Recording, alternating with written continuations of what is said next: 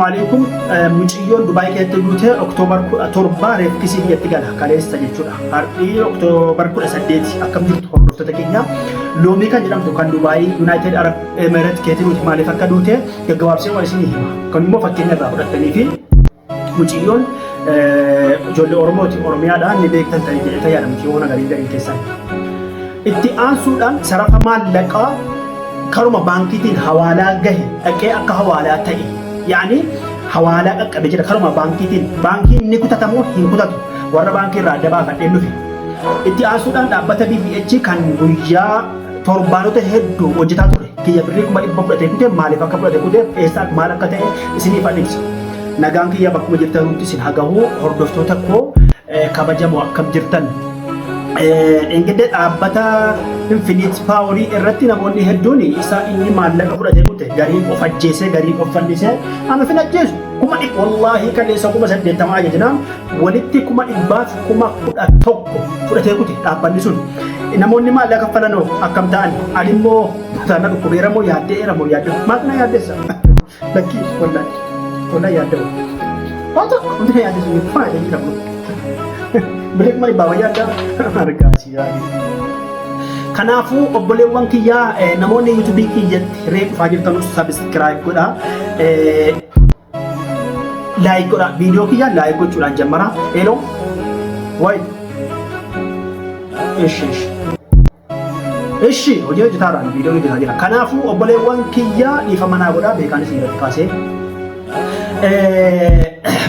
Mucayyoon loomii jedhamtu kun waa'ee sarafaatti isii banaasaa waa'ee dhaabbata kana isinii himeen xumura.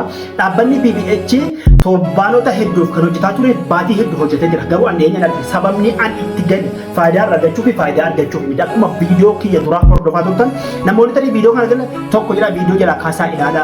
Birrii 15,000 kana yuutuubiin irraa nagalche irraa kuteetan namoonni keenya baay'ee karaa yuutuubiitiin nyaata karaa dhaabbata onlaayiniitiin nyaatamaa jira.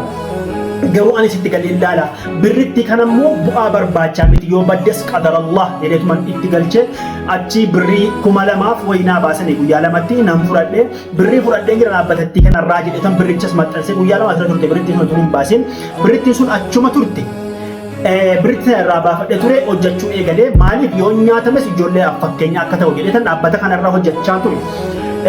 Ittiin galina yoo itti galtan immoo ana jecha ittiin galina qadarallah yookiin nyaatamuu mala yookiin nyaachuu mala yookiin nyaatamuu mala jedhee deebi'ee yeroo hedduu kumaan ture.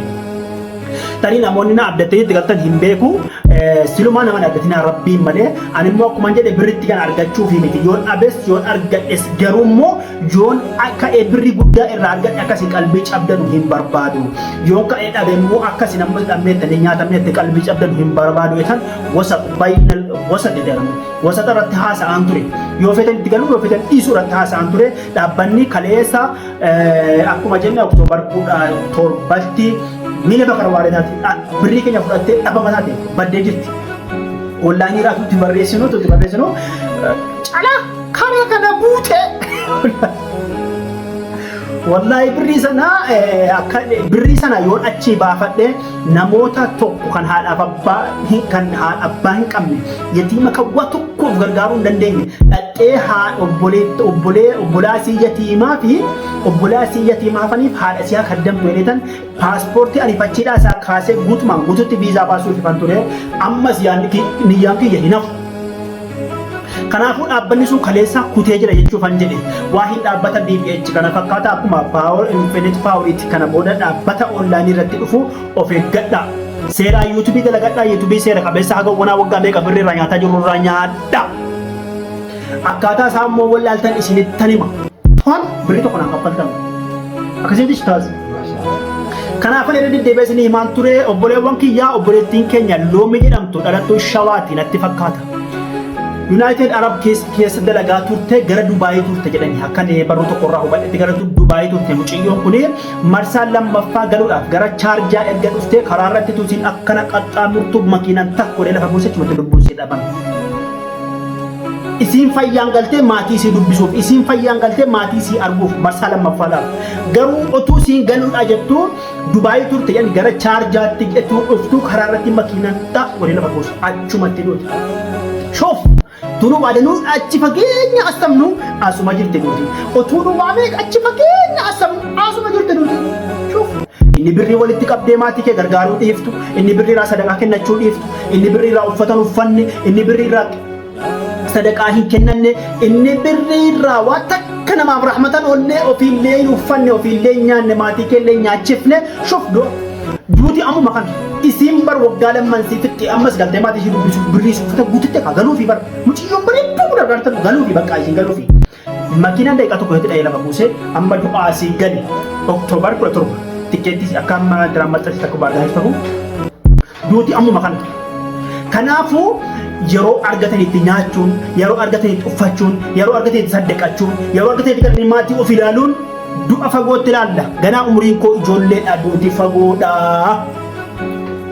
Shuf duuti qabaaf dura. Kanaafuu namatti sherrii yaaduu dhiisaa. Birrii keessan qottobdanii achi keessanii of beelessuu dhiisaa. Birrii keessan walitti qabdanii namaa beela'uu kooruu dhiisaa. Abbaan fooqii kaleessa fogoraa turtan wal qixxeessa jechuudha. Hundi namaa akkasitti wal qixxeessa duuti. Maatii fi firoottan isiin uumama hundaaf rabbiin obsaaf jajjabina haa kennu mucattii duute kana. Akkas fakkaata gabaan maallaqa sarafa maallaqa gabaa baankota shuf kaleessa Oromiyaa baankii tokko godinyaa tokko baga fadhitan baankiin kun gizee maallaqa irraa kutataa ijoollee yoo qaxxitaa ergatanii kuni waa hedduu wal agarsiisa. Fakkeenyaaf har'a riyaalli Suudii tokko birrii 32 karaa baankiitiin birrii 32 qaxxitaa dhufee Itoophiyaattis ni bu'u birrii 32 hawaalaa garuu birrii meeqa argataa ture birrii 28. Har'a garuu gabaan gurraachi birrii meeqa gabaa gurraacha isinii himu harama waa keessa himu.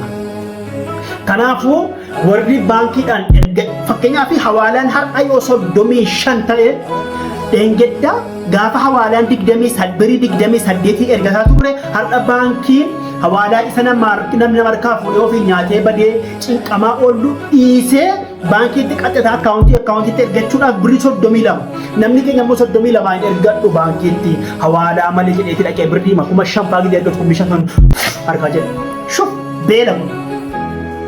Kanaafuu Kuweetiin birrii 395.45 baankii Oromiyaa, Dubaahiin birrii 33.23 baankii Oromiyaa, Riyaalli Suudii birrii 32.30 baankii Oromiyaa, Riyaalli Suudii birrii 32 jechuun hawaalaa malee baankii jechuu dandeessanii qabu. Shuf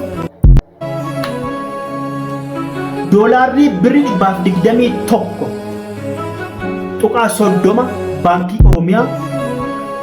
Agartanii birrii 121 baankii Oromiyaa.